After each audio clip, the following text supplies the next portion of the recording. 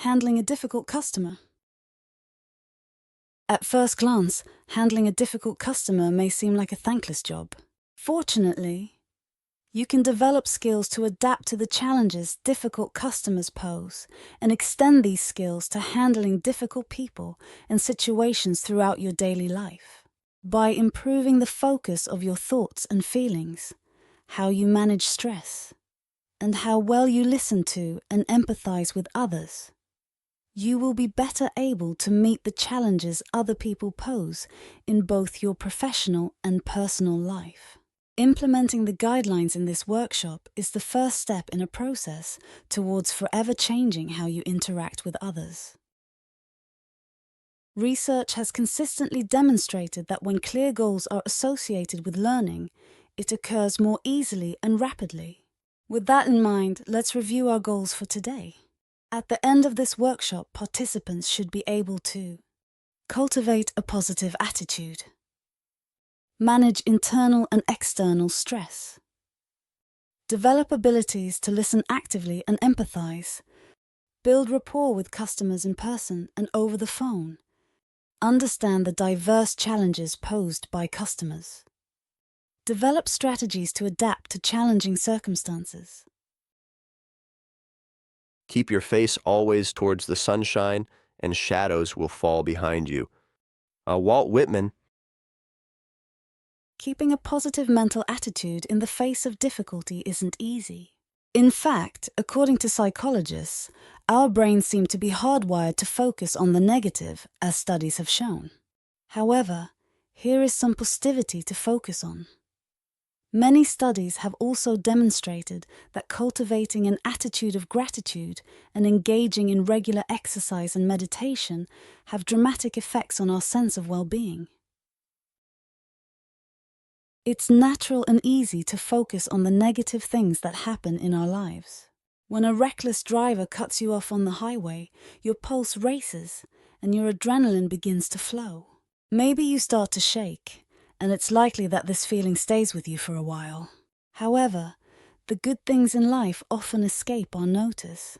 Whether it's the person who greets you with a smile or holds the door open for you. Taking note of the good things in your life involves a conscious decision, but it has a huge payoff.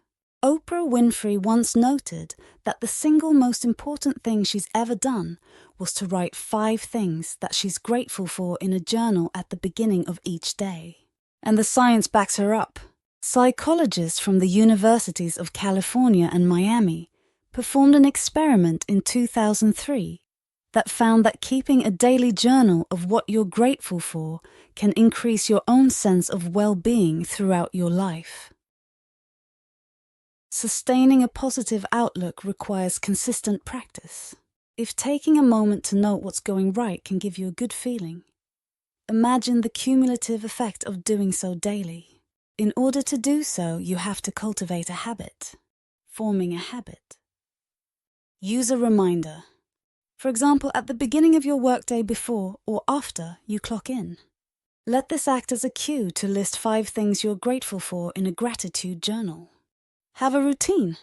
Try to write in your gratitude journal at the same time every day.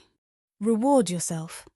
Although developing a cumulative sense of gratitude is its own reward, the act of setting up a specific reward helps to divide a large task into many small tasks.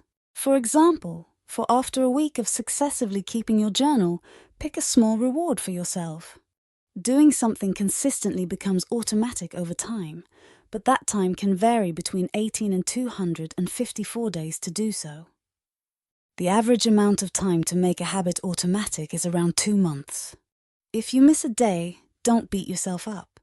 Take note, however, why you missed it, as well as any strategies to counteract whatever caused you to miss it. Be aware that a change in routine can disrupt habitual behavior and may require the development of a new reminder and routine. Regular exercise is crucial for producing a positive attitude. It stimulates the production of pleasure chemicals in our brain called endorphins and has been shown to combat depression effectively. Important aspects of good exercise. Never exercise beyond your physical capabilities.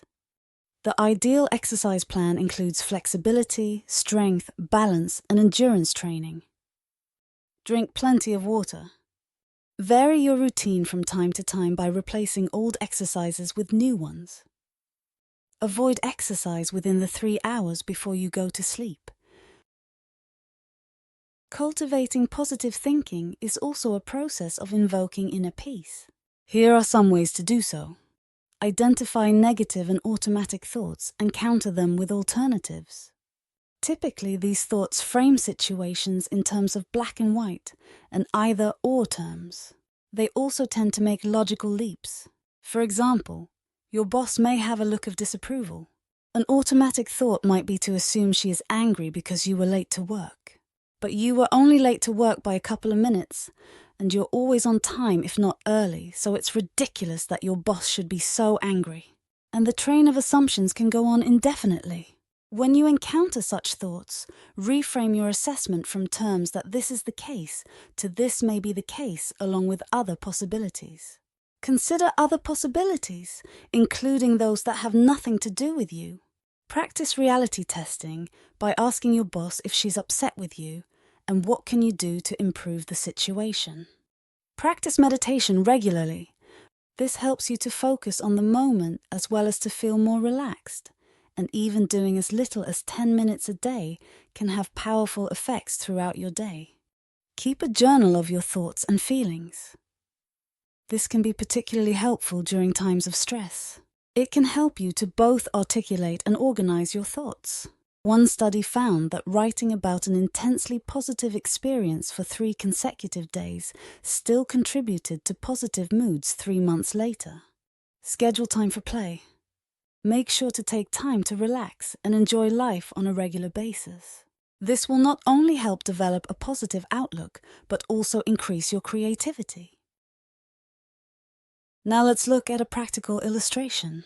Monica had just graduated from college with a mountain of student loan debt and no job, despite the fact that she had been looking for months. She grew depressed. Her life consisted of wasting away on the couch and watching reruns of Oprah Winfrey. When she saw the episode about gratitude, Monica decided to give it a try. She now had a degree. She had a working car. Best of all, Monica had family and friends who encouraged her, including a professor who was willing to recommend her for an office job. The more she focused on what she did have, the better she felt. Monica started to feel enthusiastic about the potential the future held. Knowing your own darkness is the best method for dealing with the darknesses of other people. Carl Jung. Life is dynamic and constantly changing. This simple fact creates emotional, mental, and physical stress. It's not possible to avoid stress entirely. Instead, you have to learn how to manage stress and navigate through the situations that trigger stress. Often, it is the stressful situations in life that bring out our best. There are 2 types of stresses: internal stresses and external stresses. External stresses relate to your environment. They can involve a wide variety of things from screaming alarm clocks to crowded elevators to high-pressure situations such as a work deadline, caring for a sick loved one, and even positive events such as gaining recognition for achievement. Often, external stresses represent things that are beyond our control. Internal stresses are those stress triggers that are internal to each person. These can range from feeling irritable to feeling tired or unappreciated. Negative thoughts and automatic thinking are forms of internal stresses. Emotions are universal. Everyone has them. Emotions are intrinsically good because they provide information. Therefore, emotions are valid. For example, everyone feels irritable at times.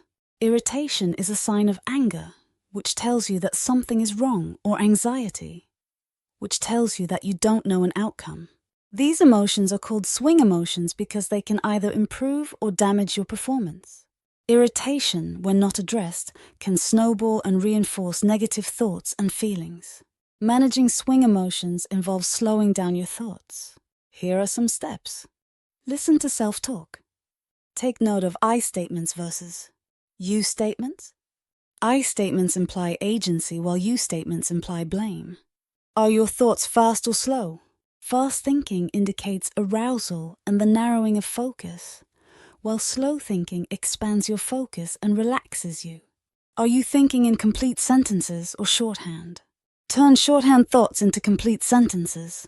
Take note of distorted thinking styles.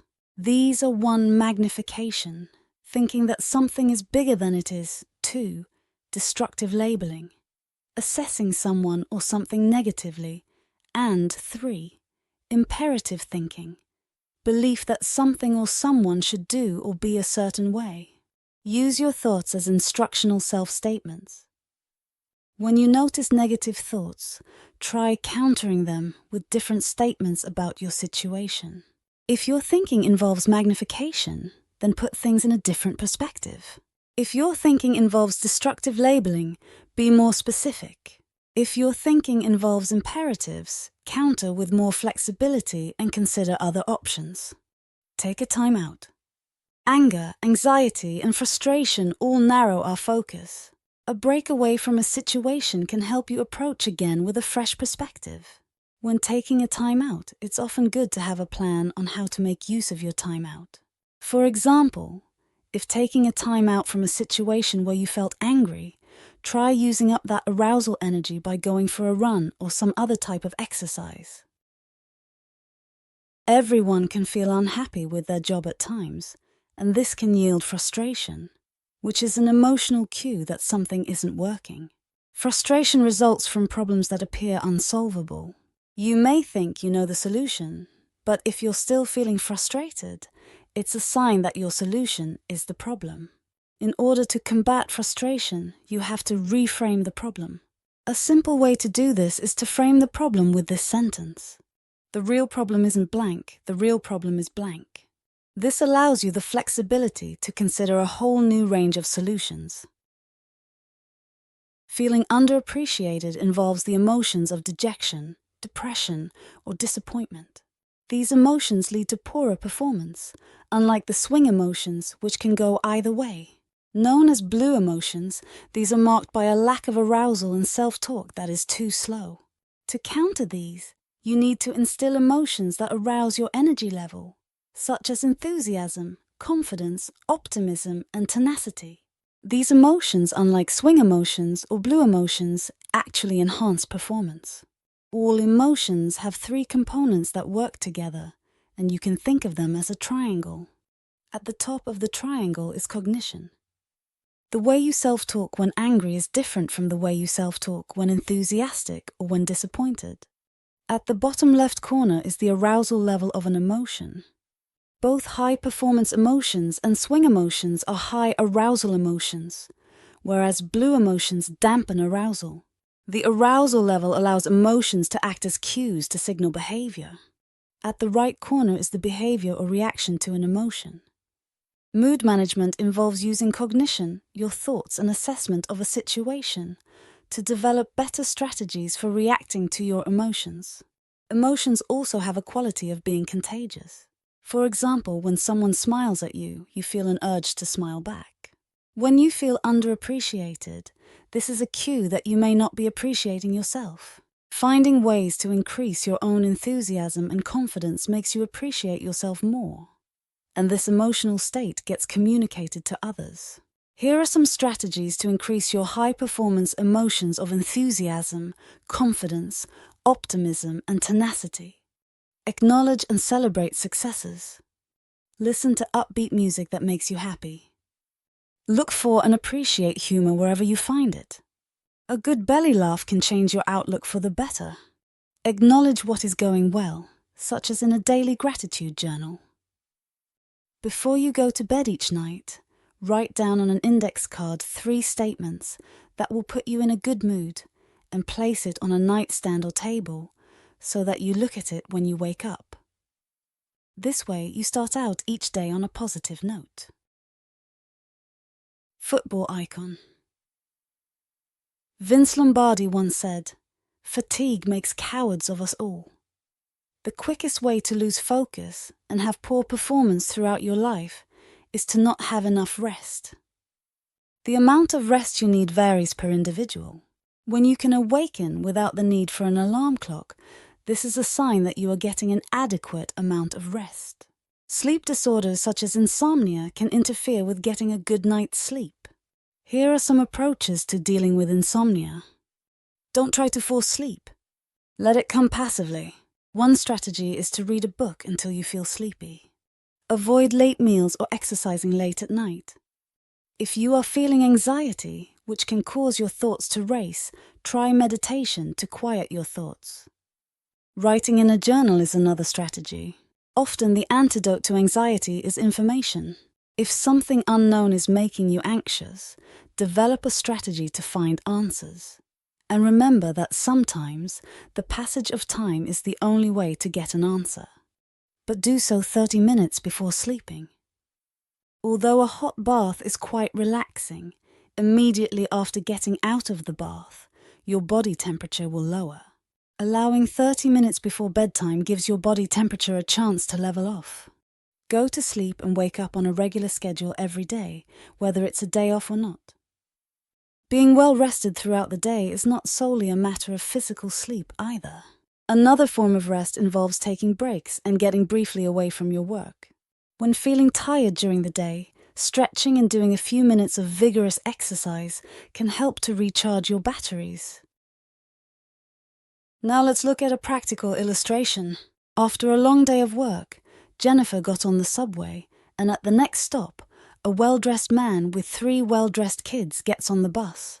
The kids are being loud and rowdy, and the man is ignoring it, staring off into the distance. Jennifer can't take it anymore and snaps at the man. "You need to control your children." The man replies, "You're right. I'm sorry. We're coming back from a funeral for their mother. And I guess I can't bring myself to discipline them right now." Jennifer reconsiders her earlier anger and calls the children to her. They play a game of I Spy for the rest of the trip home. When one door is shut, another opens. Miguel Cervantes. External stresses can often be a source of frustration. You have limited control over the things that come at you in life. When managing stress resulting from external stresses, adaptability and understanding what you can control are vital. An uncomfortable workspace can be a constant form of stress. Sometimes the stress is obvious, not having functioning equipment, for example. Sometimes the stress is more invisible, equipment that isn't ergonomically sound. Fortunately, you do have some control over how to arrange your workspace. Make sure that you have working and ergonomically sound equipment, so that these do not interrupt your ability to be productive. It may seem innocuous, but clutter has very real and damaging effects. It will increase stress and create distractions that damage your creative process while encouraging procrastination. Simply getting rid of unnecessary clutter is enough to prevent procrastination in many instances. Create a clutter-free environment by removing all non-essential items from the workspace. This includes trash, old papers and gadgets. You should feel free, however, to keep inspirational items, such as art, to encourage you in your own creative process. Steps to being clutter-free. Remove unnecessary items. Clean up the area at the end of each workday. Keep everything organized and put things back where they go. Do not allow other people to clutter up your office. Have space chosen for items before you bring them into your work area. Another external stressor that can affect your ability to be productive is a loud work environment. Loud sounds that aren't specifically related to our tasks can serve as distractions, making it difficult to think and do your work. When handling a challenging customer, loud noises in the background can undermine the rapport you build with your customer. Identifying the source of the disturbance is the first step towards handling a loud environment. However, when addressing it, proceed respectfully. Most of us aren't saints, and it's inevitable that you will run across people with whom you clash. However, when you are actively in conflict with someone else, this can spill over into the rest of your life. If you cannot resolve differences with co-workers in a constructive way, how can you hope to handle challenging customers? When you are angry and in conflict with someone, it's rare for it to be one-sided. Consequently, when resolving a conflict with a co-worker, It's important to be willing to meet the other person halfway. Conflict is not the sort of circumstance where you can win, unless the person you're in conflict with is winning too. Here are some strategies for resolving conflicts in a way where everyone wins. Consider anger styles. Are you the type of person who needs to squash a conflict immediately? Or are you the type of person who needs a time out in order to understand the situation better? How about the person you're in conflict with? Perhaps they need time to reflect, or perhaps they need an immediate acknowledgement that there is a conflict and that you are interested in resolving it, even though you need time to reflect. If you need a time out, be sure to follow up with the other people. Watch out for distorted and negative thinking styles in yourself, see Module 3. During conflict with another person, it's very easy to fall into the trap that they are a jerk, impossible, or selfish, or any number of negative traits. Rather than labeling another person destructively, try identifying specific behaviors or incidents and focus on how you felt during these. Be assertive and direct. Avoid aggressive, passive-aggressive, or even passive behaviors. Be aware of your nonverbal communication and avoid escalating behaviors. Be flexible and willing to meet the other person or people halfway. Listen and try to understand their point of view. Reflect with empathy when you can honestly do so. I can see where that might have upset you. If necessary, seek out a third party to act as a neutral arbitrator. When doing so, try to involve the person with whom you are in conflict on the decision of an arbitrator. That way, you can avoid the temptation or perception that you are seeking someone to turn against the other person. A demanding boss can be another powerful external source of stress. However, usually they have a load of stress on them, whether it's from their bosses or your customers, who are in effect everyone's boss. Not to mention whatever other stress points they have in their life. A helpful approach is to consider their needs and concerns as well as yours. Now let's look at a practical illustration. Angela's had a large workload and wasn't prepared when her supervisor, Yolanda, assigned her a new project. Her first thought was that Yolanda didn't like her and wanted to punish her. Angela recognized the destructive labeling of the situation and countered with the specific that Yolanda might have a problem with how Angela manages her time. Even after developing a schedule, Angela still could not find the time to complete her regular work and the project on time as well. She sent Yolanda an email asking her for a meeting about the project. At the meeting, Yolanda explained that Angela was one of her hardest workers. She agreed to give her an extension so she could get everything done. And in the end, the love you take is equal to the love you make. The Beatles. Our focus thus far has been on developing ourselves into positive-oriented individuals who can manage our moods and stress levels and adapt to unpleasant circumstances in a constructive way. Now we begin to focus our attention on the interactions we have with others. Conceiving of human interaction as a series of transactions where we have positive and negative rewards is a helpful approach towards understanding our relations with customers. Transactional analysis builds on this conception. Transactional analysis is an approach to psychology that developed in the wake of two competing schools of psychology: psychoanalysis and behaviorism. Psychoanalysis was concerned with the inner workings of the mind, called the psyche. Behaviorism was concerned with outward behaviors and how to change them. Transactional analysis focuses on interrelations among people, including both outward behavior and inner motivations, whereas behaviorism and psychoanalysis focus on inward and outward aspects of an individual. Transactional analysis focuses on one's relation with others. Transactional analysis divides our behavior and motivations with others into three styles of behavior: parent, child, and adult. The parent style can be thought of as the killjoy. The parent style is our mimicking of parental behavior in our thoughts, feelings, and behaviors.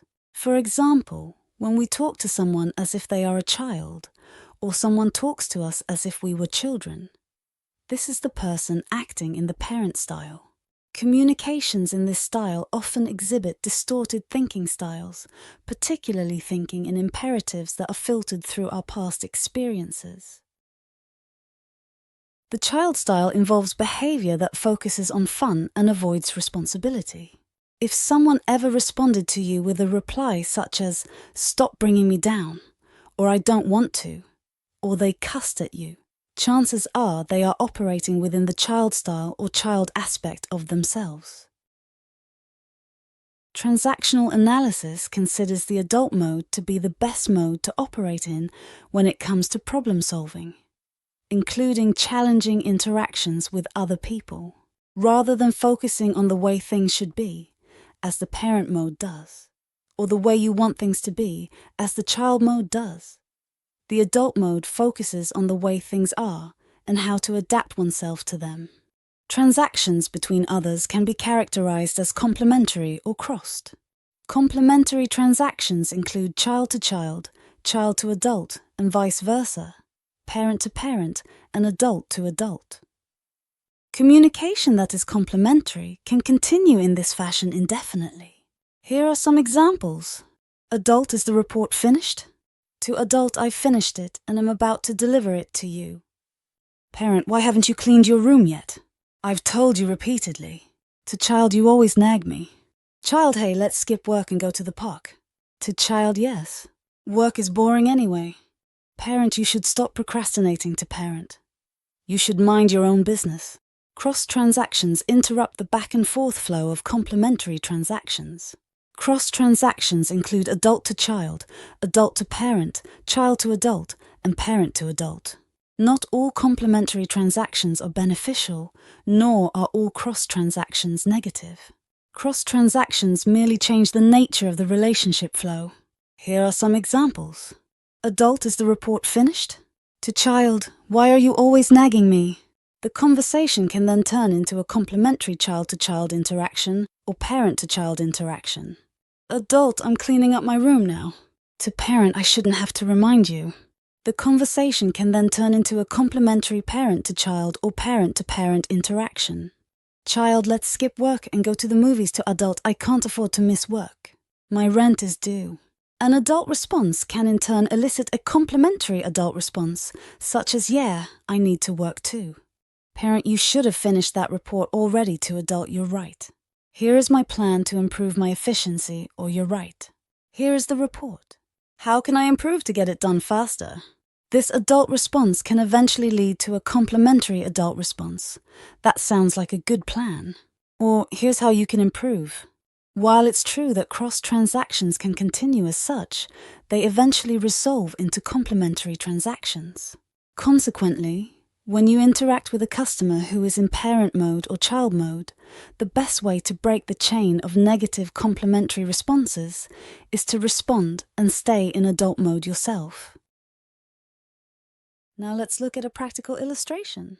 Laura agreed to drive her friend John to work while his car was being repaired. On her way, she got stuck in traffic and her phone was dead. When she finally got to John's house, he was upset and late for work. When he got into the car, he turned to Laura and said, "Really, Laura? An hour late? Can I even trust you to do one thing right?" Laura was hurt and wanted to remind John that she was doing him a favor. Instead, she apologized and explained that her phone had died. John felt bad and apologized himself. He told her that she wasn't the problem. He was just stressed about work. All happy families are alike. Each unhappy family is unhappy in its own way. Leo Tolstoy. While many of your interactions with customers will be pleasant and positive, you inevitably will have to interact with customers who are difficult in some way. Keep in mind that just as your emotions surface to help you assess a situation, that this is also the case for the difficult customer. Regardless of why they are angry or upset, their feelings are valid. Having a clearer understanding of the reasons behind their behavior can help you to resolve their issue. Venting swing emotions, such as anxiety and anger, can be a useful strategy towards slowing down thoughts and reaching a calmer emotional state. When customers vent, they want a solution, but more importantly, they want to know that they are being heard. that their concerns are valid. Listening actively with empathy to an upset customer can de-escalate their emotional state. Customers looking for accountability feel anxious and angry. Will anyone resolve their problem? Keep in mind that being accountable is not the same thing as accepting blame. An adult mode assessment of reality might understand that you personally did not cause their problem, but a parent mode assessment might perceive everyone at your business as incompetent, as evidenced by the customer's problem. Customers who are looking for accountability may speak in terms of blame and fault. This, however, is not truly being accountable. To be held accountable is to acknowledge that you can be responsible for where things go from here. When you take responsibility, you are saying that you are able to respond to the situation rather than saying the situation is your fault. Often, when you reassure a customer that you are going to help them and you offer a specific strategy on how you will do so, this helps the customer feel less anxious. By providing specific information, you help customers to de-escalate their anxiety. By showing a willingness to take responsibility, you speak to the customer's parent mode response and shift them back into adult mode. When customers express that they are looking for a resolution, they are operating in the adult mode. Even if they are angry or expressing frustration, they can quickly de-escalate when they know that you are working towards a resolution. Sometimes conflicts can arise when the resolution is not what the customer wants or expects, including the idea that a complete resolution may take time. In this case, being honest and offering multiple options can help a customer accept the range of resolutions being offered. Remember that the emotion of frustration tells us that something isn't working. Providing multiple options to a customer can let them know that you are looking for a solution that will work. Customers who are generally unhappy people can be exceptionally difficult. When you ask what is wrong, they can launch into an entire laundry list. Often, unhappy people pursue negative rewards in their interactions. Consequently, they may want you to slip into a child or parent mode to complement their corresponding child or parent mode, because this confirms their negative view of life. Destructive labeling is a common distorted thinking pattern that you'll find with this type of customer. When dealing with generally unhappy people, you can help them by refocusing their attention on the here and now and the problem at hand. Rather than asking what is wrong, you can ask, how can I help you today? Or look for specific steps you can take to resolve a specific issue. Remember that the way to counteract destructive labeling in yourself is to focus on specifics. This focus on a specific and resolvable problem in your impossible-to-please customer can aid in counteracting their destructive labeling. You may find that they continuously resist and try to lure you into a child or parent state. If possible, you may have to call a timeout to regroup yourself. The most important step in dealing with generally unhappy customers is to remain authentically positive and in the adult mode.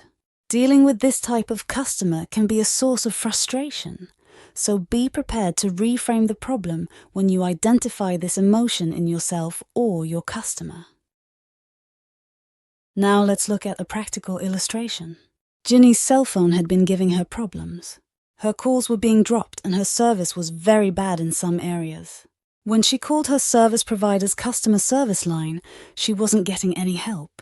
She had called twice and spent hours on the line with them, and she still wasn't any closer to her problem being solved. The third time she called, she was angry. When she complained to Roger, the customer service agent, he expressed empathy for her troubles. Roger told Ginny that she was his top priority, and before the end of the day, her service issues were solved. Ginny apologized for raging at Roger earlier and has been a loyal customer ever since. Remember that a person's name is to that person the sweetest and most important sound in any language. Dale Carnegie. When you eliminate one of your 5 senses, your other senses tend to become sharper. This is an important fact to consider when working with a customer over the phone. Since you cannot see the customer, nor they you, the audio aspects of the interaction become magnified, including such aspects as your tone of voice and any noises occurring in the background on either side of the line. The value of listening cannot be overstated. However, listening involves more than simply hearing the words the customer says. Developing the skills of active listening can ensure you not only hear the words your customers say, but that you understand your customers' concerns on a deeper level. This may be the first step towards building rapport with your customers. Here are some aspects of active listening. Use minimal encouragers. Encouragers are short words or phrases that indicate to a speaker that you are paying attention to what they are saying. Words, phrases, and sounds such as yes, go on, so what happened next, etc. Encourage speakers to continue speaking. You can't overdo this, however, or you run the risk of disrupting communication through interruption. Repeat key phrases. This is another way to encourage the speaker to continue and to make them feel heard. Here's an example. The speaker says, "Yesterday I went to the store to buy a loaf of bread." The listener can combine a repetition of a key phrase with an encourager. "A loaf of bread." "Okay, go on." Paraphrase and summarize the speaker's key points. "So what I'm hearing you say is, offer empathy. That must have been really tough, or I can see why you would be angry. Stay in the moment and listen fully. It might be tempting to interrupt because you've anticipated what else the customer is going to say. Keep in mind, however, that while you may have heard the same issue over and over from different customers, your interaction with this customer is a unique experience with a unique individual. Even if their experience is exactly like what everyone else has told you throughout the day, this customer may need to fully articulate their experience in order to feel heard. Listening fully also involves taking note of volume and tone of voice and pace of speech. These indicate the emotional state of your customer. Higher volume, tone, and pace indicate an arousal emotion, enthusiasm perhaps, but also anger, frustration, or anxiety. Context matters.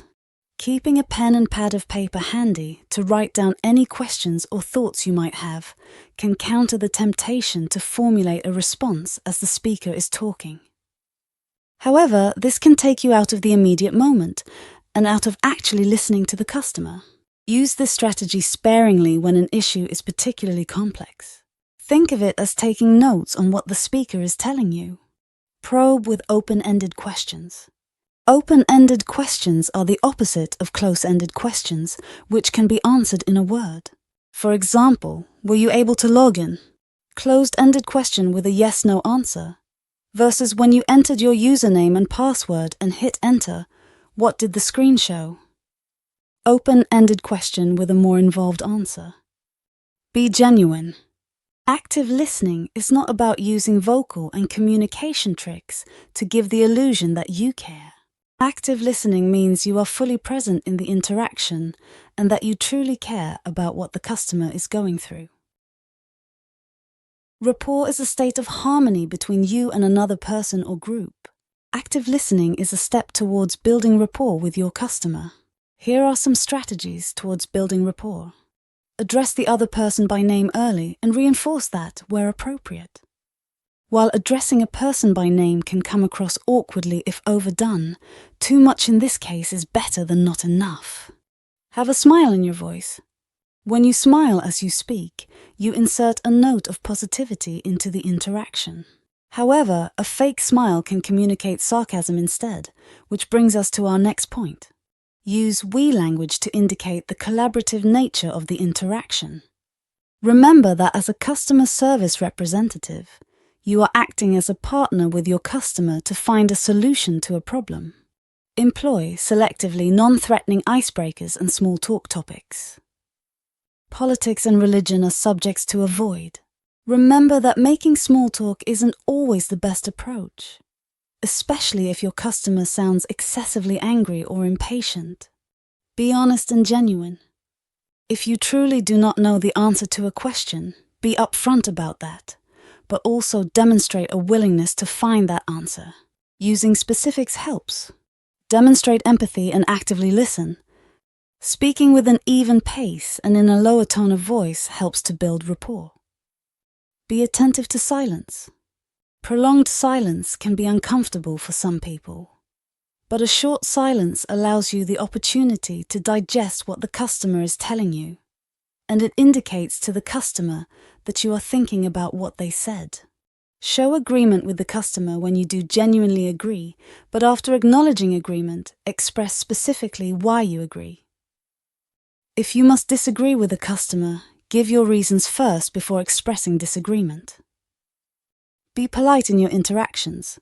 You can offer compliments when genuine, but don't overdo it. Avoid offering criticism. Instead, offer alternatives in the form of a question. What if we tried this?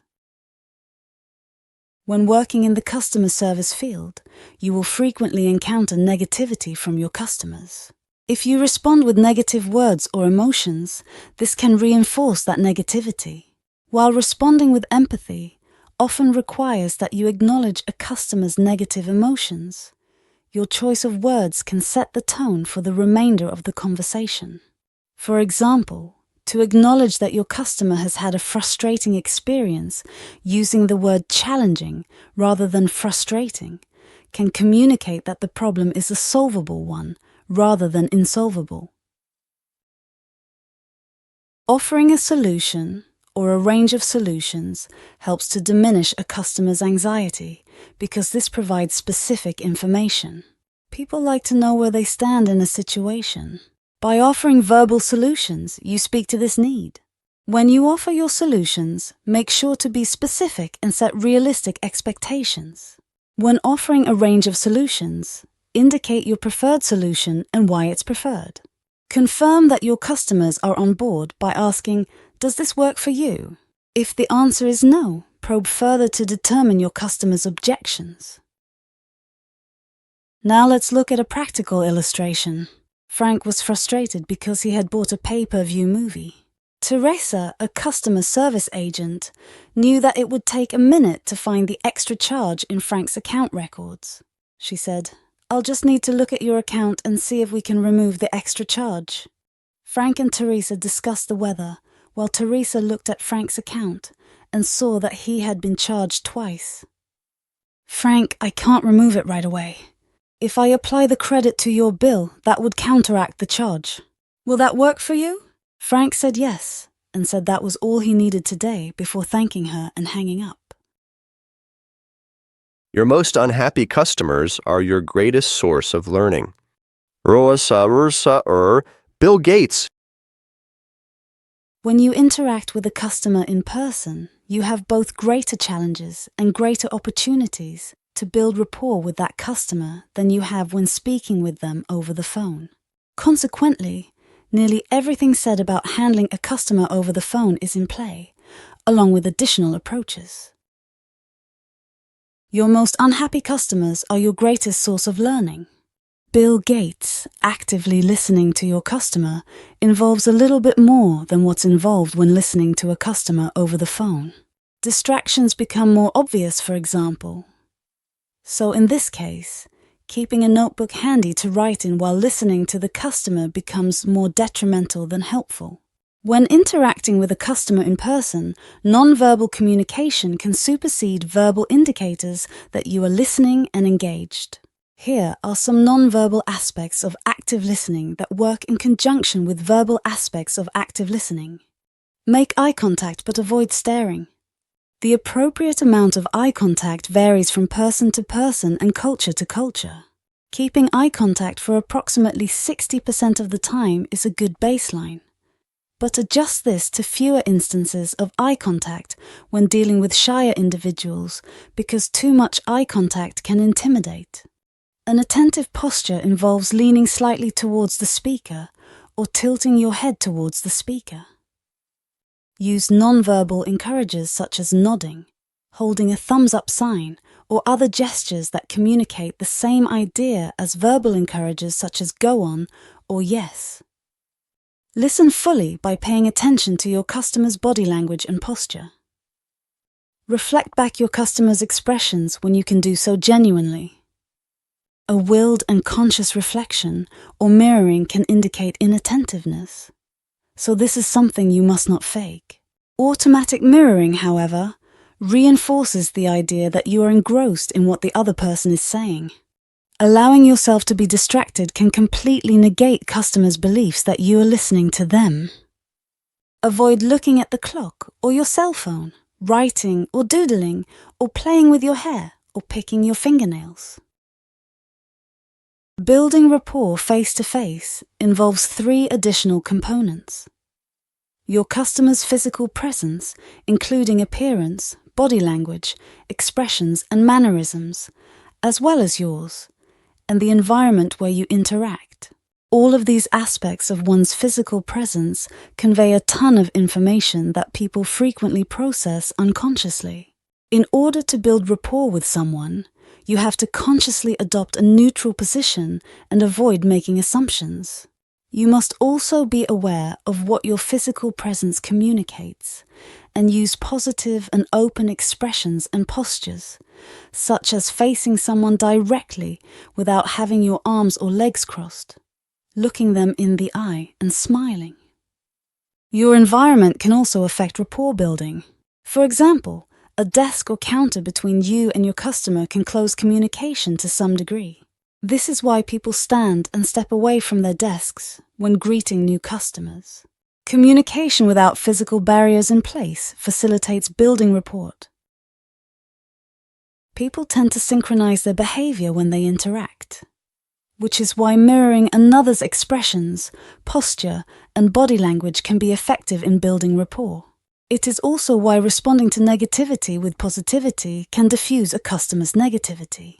Follow up with expressions of genuine empathy, with positive words and body language that convey enthusiasm, confidence, optimism, and tenacity, and it can open up an opportunity for the customer to synchronize with your positivity. While faking empathy can convey phoniness, faking confidence is a situation where the advice "fake it till you make it" applies.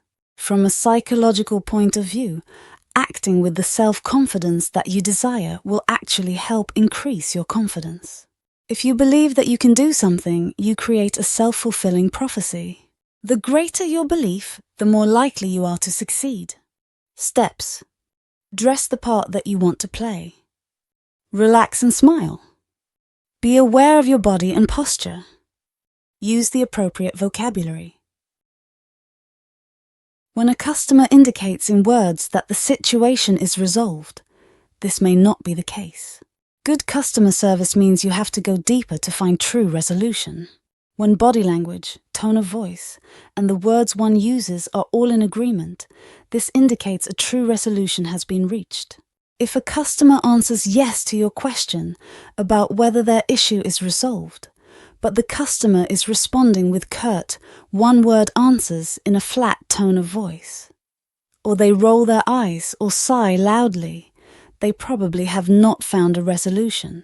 Make sure that tone, inflection, verbal and non-verbal behaviors are all in agreement before determining that a resolution has been reached. Now let's look at a practical illustration. George has an office at a used car dealership. When Joe, a customer who was wearing torn jeans and a dirty t-shirt, came in, none of George's co-workers wanted to take the customer because they were afraid that they wouldn't get a big enough commission because Joe, in their minds, was obviously too poor. George walked over, introduced himself to Joe, looked him in the eye and smiled. He shook Joe's hand firmly. Joe wanted to buy a car but needed to discuss financing issues. George invited Joe into his office. George sat beside Joe rather than at his desk and leaned in towards him, asking him to discuss his financial needs and how George could help him. I am everyday people, Sly and the Family Stone. Customer service professionals will inevitably interact with customers who provide specific kinds of challenges. Becoming sensitive to the types of customers you will deal with and developing strategies for specific customer situations will make those difficult customer situations less challenging. This module offers examples of the types of challenging customers that you will face, along with specific approaches that can make those interactions not only less challenging, but more rewarding as well. Dealing with a customer who is angry requires patience and the utmost care in managing your own mood. An angry customer can discombobulate you or arouse your own anger. Here are some steps you can take when handling an angry customer. Don't take it personally. Whatever reason the customer has for being angry, it probably did not involve you personally. You can own the problem, as well as the solution, without owning the blame for the situation. Beware of your own auto-defense mechanisms. Defensive thoughts such as "I won't be treated this way," or "if I don't stand up to this person, I will fail," tend to engage when you feel under attack. Remember that these types of thoughts often display distorted thinking patterns. Remain calm. Take deep breaths to relax and slow your own arousal levels. No matter how outrageous your customer's ranting may be coming across, look for and note any kernels of truth in their statements. Listen actively and ask questions when appropriate to understand the real problem. Use a brief moment of silence to allow your customer to finish venting and to allow yourself to regroup. Once you respond, express agreement with your customer about any of the truth you noted. Express empathy and offer an apology for their experience. This allows you to apologize without expressing any wrongdoing or accepting blame, and express willingness to find a solution. A customer who is rude to you can make it very difficult for you to do your job. Rude and abusive comments can be discombobulating. In addition to implementing the suggestions above for handling an angry customer, you may have to take additional steps to handle customers who are rude and abusive to you. Here are some suggestions. Remember that your role as a customer service representative is to act as a partner with the customer in resolving the customer's issue. This helps to keep you in the adult mode in the transaction, even when the other person is operating in the child mode. When a customer is being directly abusive towards you, it may become necessary to remind the customer that personal attacks aren't helpful towards resolving the situation. However, this must be done delicately. When you point out such behavior to the customer, make sure that you do so from a place of calm and optimism. You could remind the customer that you are dedicated to helping them resolve their issue. Consult with your company or supervisor regarding business policies towards customers making personal attacks. Many companies have a 3 strikes, you're out policy. However, keep in mind that taking a step such as this may escalate the issue rather than de-escalate the issue. Applying a 3 strikes, you're out approach must be used sparingly and with careful consideration of your immediate goal of helping customers resolve their issues. If you find yourself in a position where you must warn a customer about abusive language, try to do so without snapping or being curt yourself. Rather than de-escalating, snapping at a customer can put them on the defensive and encourage escalating behaviors. We all come from different cultural backgrounds, and the differences in these backgrounds can put you in a position as a customer service representative where you are dealing with someone with a completely different set of values. How people express anger, for example, differs widely. Some may take the approach that they need to whip the other person into shape, or that sarcasm and ridicule can shame someone into providing the other person what they want. For example, a Japanese woman might express anger to her mother-in-law by arranging flowers on the dinner table haphazardly or improperly, whereas the same situation in the US might include shouting. Remain open to the notion that different cultures are just as valid as your own. Recognize any distorted thinking patterns in your reaction to a customer of a different culture. Reactions such as imperative thinking are common and should be countered in your own thinking when you recognize them. There are times when you will have to interact with a customer who won't be satisfied, no matter what you do.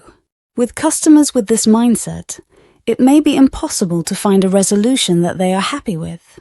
Nevertheless, you still have to try. As with any other type of challenging customer, your first step is to remain calm and functioning in the adult mode in the transaction. Here are some additional strategies. Ask the customer directly what a successful resolution would look like to them. They may or may not be able to articulate this. If what they require is something beyond your capability, you should be upfront about this. For example, a customer may not be satisfied unless they receive a full year of your product at no cost. Most likely, from your position as a customer service representative, this is something you would not be able to authorize. Remember, if you begin to feel frustrated, what the real problem is. Sometimes, reframing the problem may point to a viable solution that you had not previously considered. Offer a range of solutions that are within your purview. If they want something that you can't deliver, offer alternatives that you can deliver. Occasionally, what a customer is looking for in terms of resolution is something you cannot do, but your supervisor can. However, you should try to exhaust all possibilities and refrain from suggesting a supervisor as an ad hoc solution. If the customer requests a supervisor, follow your company's policies regarding escalation procedures, but try to exhaust all possible alternatives within your power. Now let's look at a practical illustration. Eddie had been sold the wrong car part twice and was sick of having to go back into the store. When he got there, Daniel met him, and Eddie ranted at him about everyone being incompetent. Daniel took a deep breath, paused for a second, and then looked Eddie in the eye and smiled. Daniel said, "Well, Eddie, you're in luck because they discontinued our incompetency training sessions before I started working here, so I'm sure we can get it right." Daniel's smile and joke made Eddie smile for a second, and then clarified what part he needed that day. Eddie was receptive to Daniel's advice, and he ended up getting the right part. Well done is better than well said. Benjamin Franklin.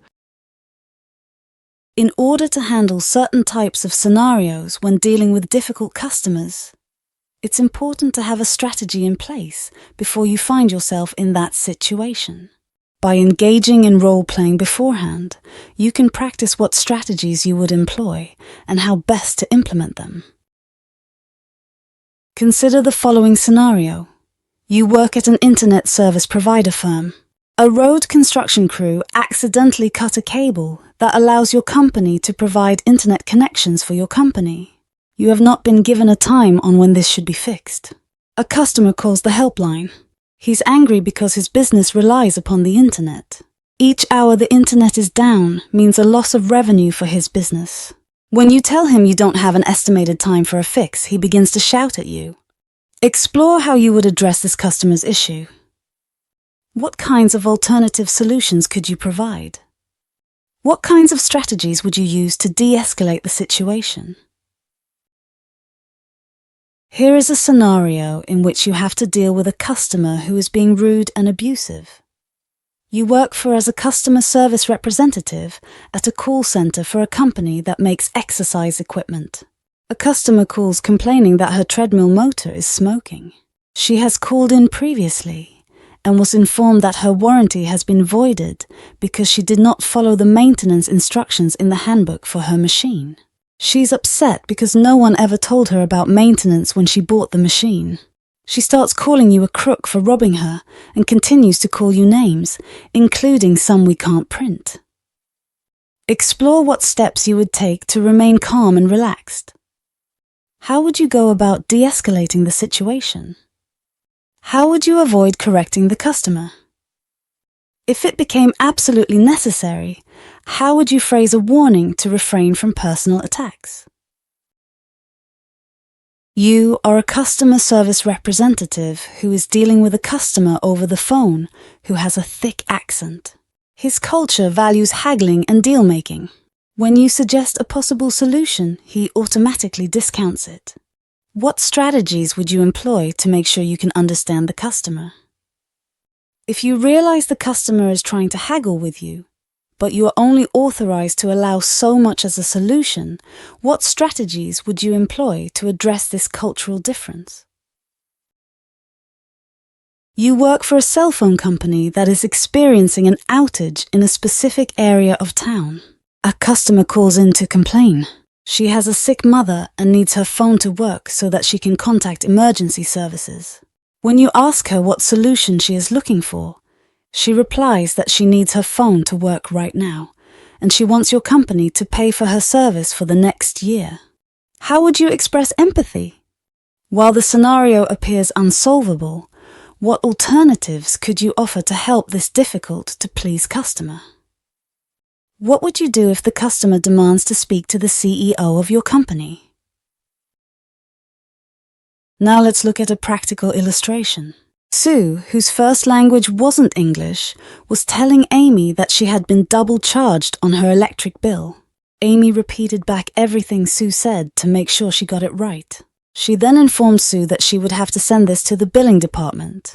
When she informed Sue of the situation and asked if this was an acceptable solution, she frowned but said yes. Amy recognized the disagreement between Sue's body language and her verbal statement. Amy, knowing that Sue was having a hard time, said, "What if I call you in 2 days so that I can give our billing department a chance to review the situation?" Sue happily agreed and left satisfied. Customer satisfaction is worthless. Customer loyalty is priceless. Jeffrey Gitomer. The difference between having a customer who is satisfied and a customer who will remain loyal can be determined in the steps you take to follow up with that customer. Once you have resolved a customer's issue before you end the transaction, take a moment to summarize for the customer what the issue was and what the resolution was as well. Ask the customer if the situation is resolved and how you may further assist them.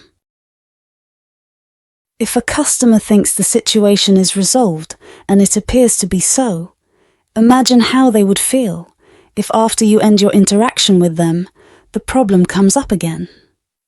In addition to maintaining a positive relationship between the company and the customer, it's a good idea to follow up later and make sure their issue is still resolved.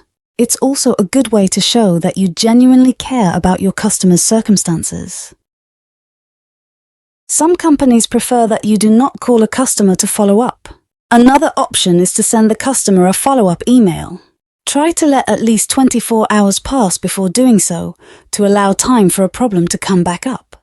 Another advantage of sending an email is that it can be less time-consuming than a phone call. When a customer has gone through a difficult challenge, a small token such as a gift certificate or a coupon can help ease a bad memory. Make sure that whatever you send is appropriate and within your company's policies. A letter sent through the mail has an added advantage of allowing time to pass between the initial interaction and the moment your customer receives your letter. This period in between allows a customer to be certain that an issue has been resolved. A handwritten letter is also a good personal touch that gives customers a sense that they are cared for as individuals. Now let's look at a practical illustration. Ashley had worked with a customer over the course of a few weeks over resolving a particularly difficult-to-solve issue. In the course of several phone calls, she learned that Janine, her customer, was to finish working on her PhD in the coming week. Ashley was relieved that the issue had been finally resolved, even though it had been a trying circumstance for both her and Janine. Ashley wrote out a handwritten letter that thanked Janine for her patience and congratulated Janine on her success in school. 3 weeks later, Ashley received an autographed picture of Janine in her cap and gown that said, "Customer for life." Thank you, Ashley. Although this workshop is coming to a close, we hope that your journey to understanding handling a difficult customer is just beginning. We wish you the best of luck on the rest of your travels. Kind words may be short and easy to speak, but their echoes are endless. Mother Teresa. No situation can become favorable until one is able to adapt to it and does not wear oneself out with mistaken resistance. I Ching, the classic of changes. It is not the strongest of the species that survives, nor the most intelligent, but the one most responsive to change. Charles Darwin.